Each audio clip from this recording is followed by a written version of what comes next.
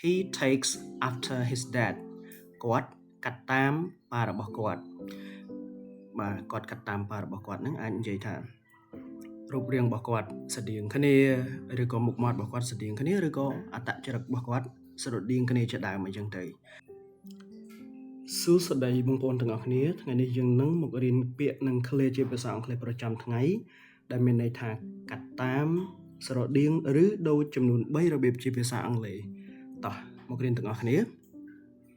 អញ្ចឹងទី1គឺ take after នេះមានន័យថា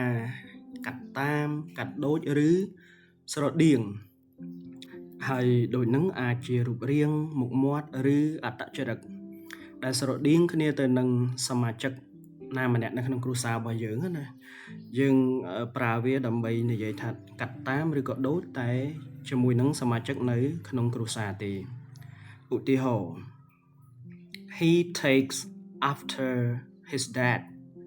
he takes after his dadគាត់កាត់តាមប៉ារបស់គាត់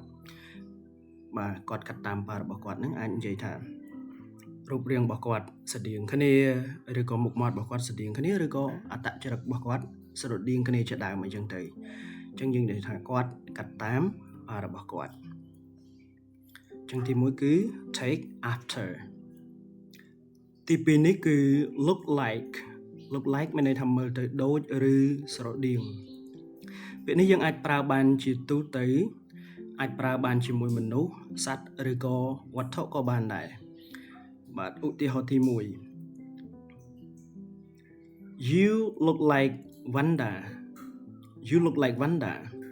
អ្នកមើលទៅដូច Wanda ទី2 This cloud looks like a dragon ពពកនេះមើលទៅដូចនាគ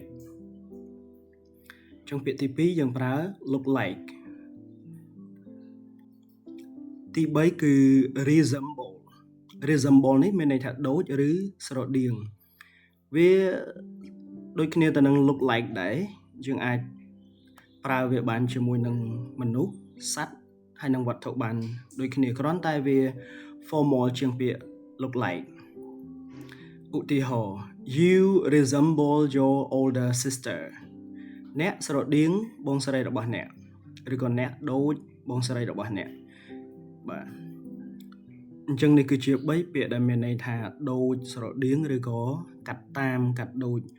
បាទប៉ុន្តែក៏មានពាក្យផ្សេងទៀតដែលមានអត្ថន័យបែបនេះដូចគ្នាអរគុណបងប្អូនសម្រាប់ការតាមដានទស្សនាជួបគ្នានៅវីដេអូក្រោយទៀត